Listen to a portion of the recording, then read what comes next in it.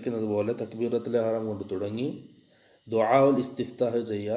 അതിനുശേഷം സൂറത്തുൽ ഫാത്തിഹ, അതിനുശേഷം ദീർഘമായിട്ട് സൂറത്ത് പാരായണം ചെയ്യുക. ഖുർആനിൻ്റെ സല്ലല്ലാഹു അലൈഹി വസല്ലമയുടെ ഹദീത്തിൽ കാണുന്നത് അല്ലാഹുവിൻ്റെ റസൂല് ബിനഹ്വിൽ ബഖറ, സൂറത്തുൽ ബഖറയോളം സല്ലല്ലാഹു അലൈഹി വസല്ലം പാരായണം ചെയ്തിട്ടുണ്ട്.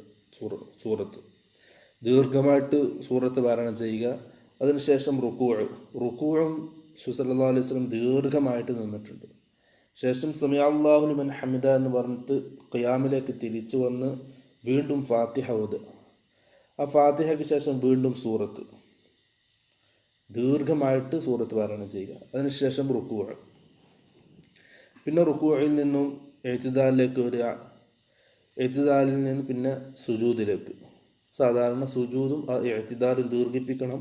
പിന്നെ 2 സുജൂദ്,